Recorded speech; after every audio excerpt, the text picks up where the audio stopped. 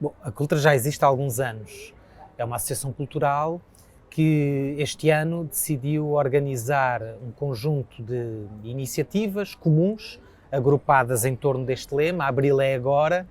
e que vão decorrer, este é o ano 1, não é? Vão decorrer ao longo de 2022, depois vão prolongar-se até 2026, e são iniciativas muito variadas, não é? Vão desde colóquios académicos, com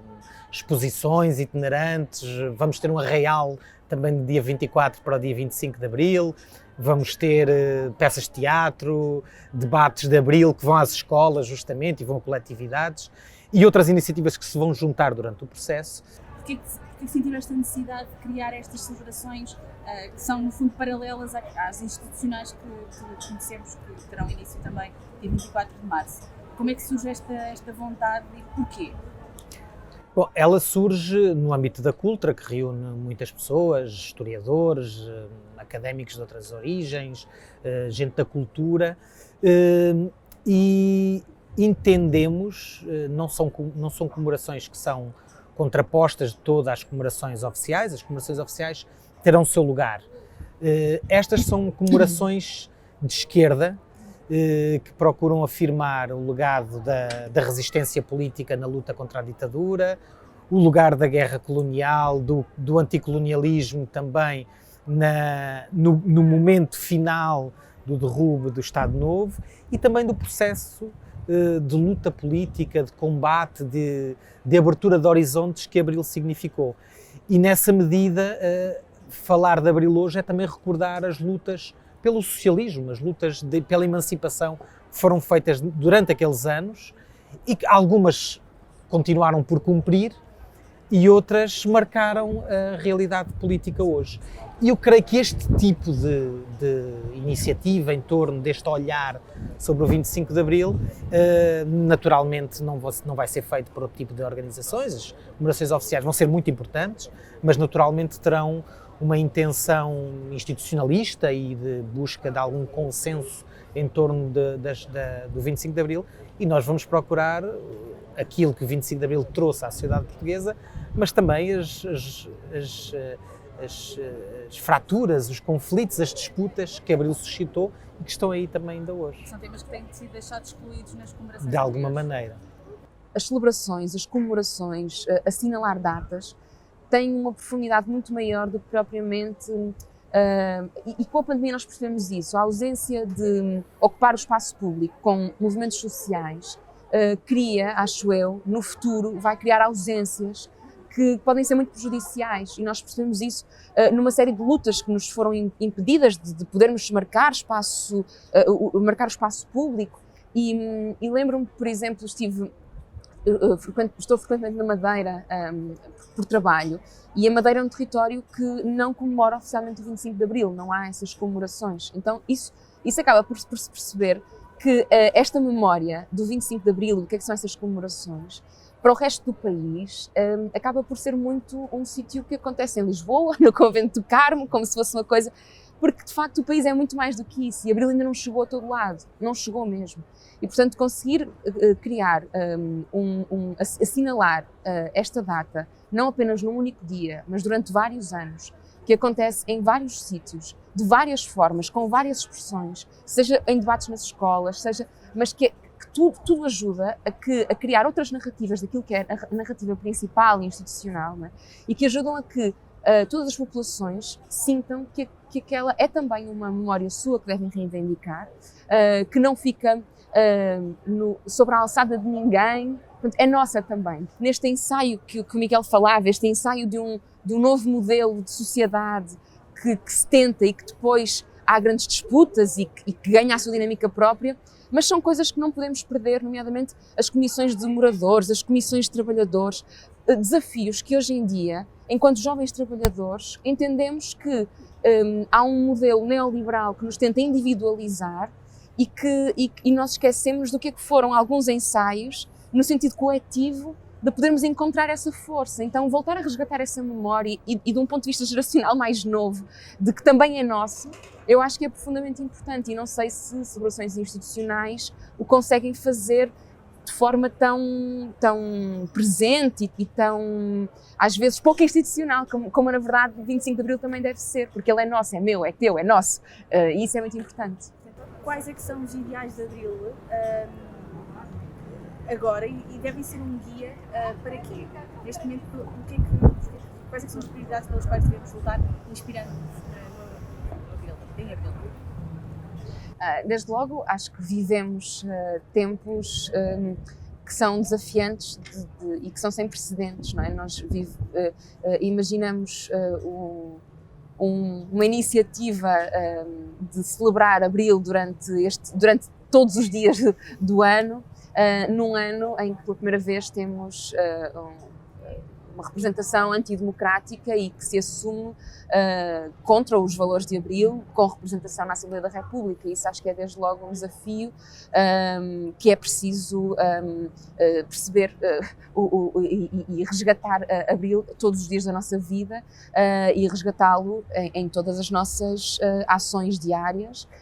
porque é assim que ele se manifesta e é assim que ele se perde também. É no dia-a-dia, quando andamos de táxi, com as pessoas com quem conversamos, é a cada dia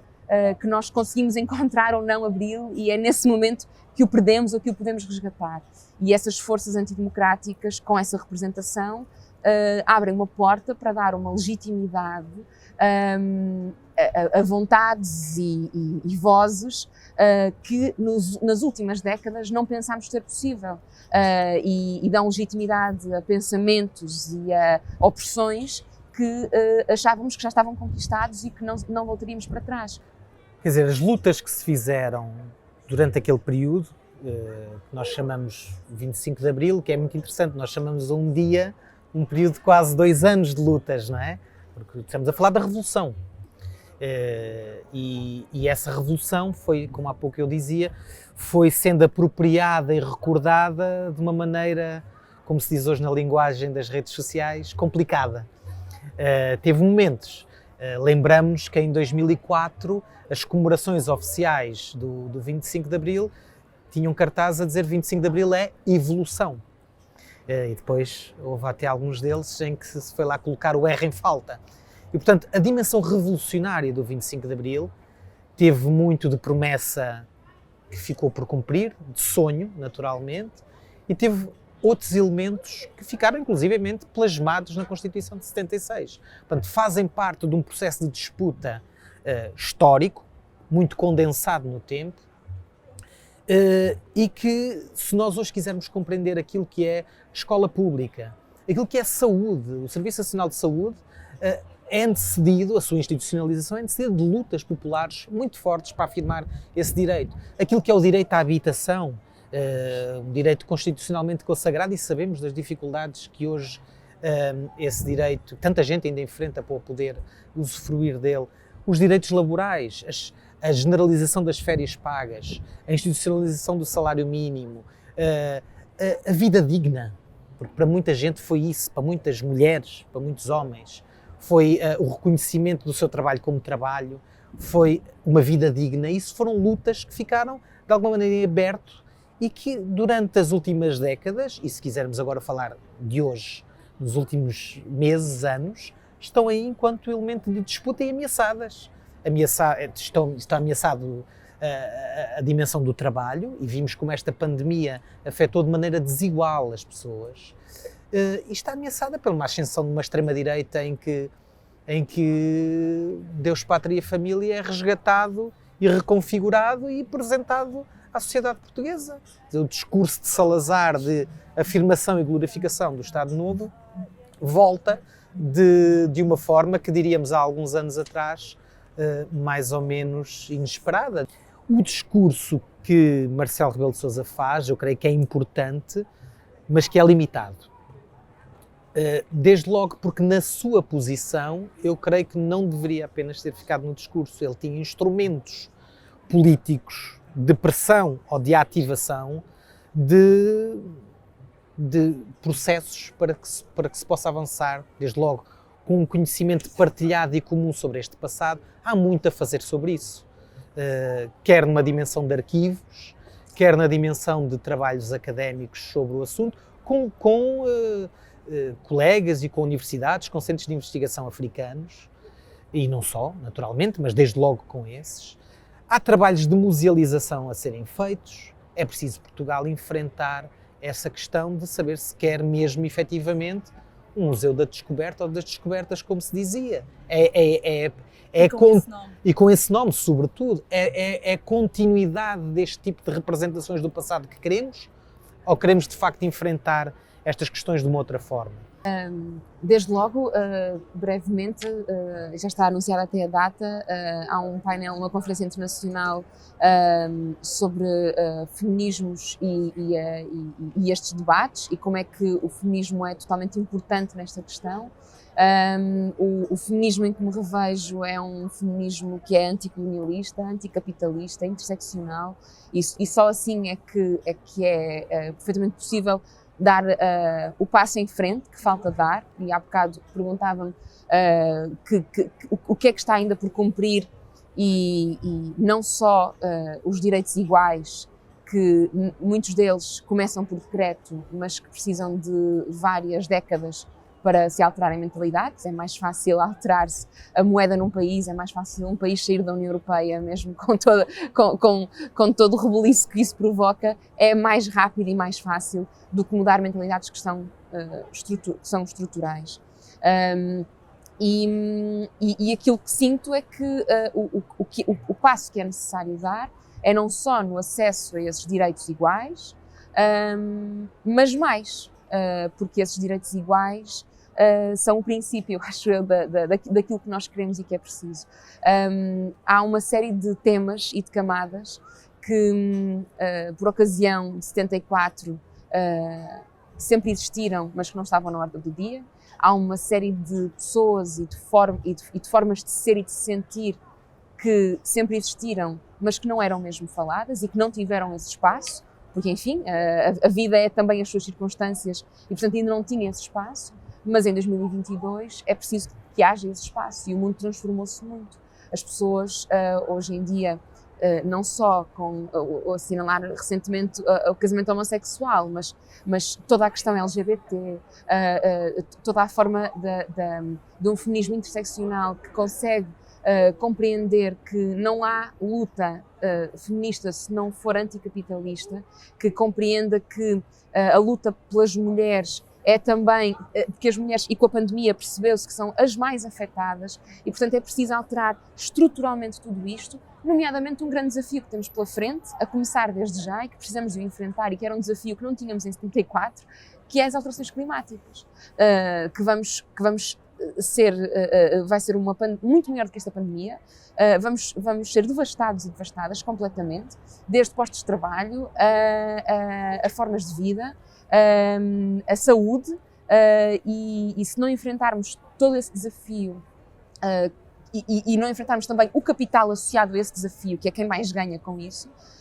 não conseguimos dar esse passo em frente. Então, eu acho que nos próximos anos,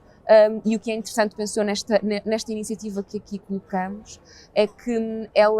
este é o início, é o princípio, é a caixa de fósforos para incendiar o resto que aí vem, mas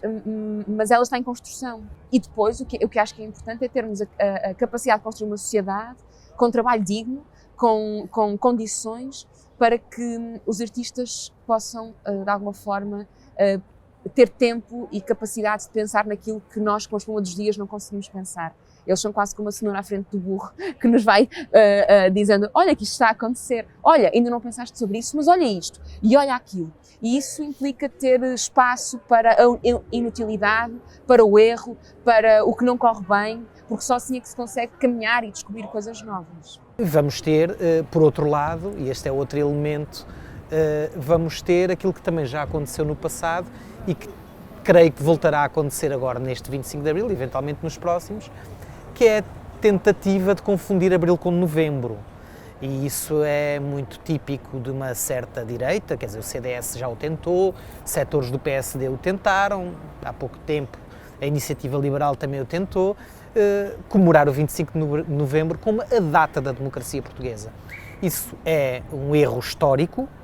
mas mais do que um erro histórico, é uma tentativa de reescrever este passado para usos muito concretos no presente. E é também por isso que nós estamos a fazer esta iniciativa.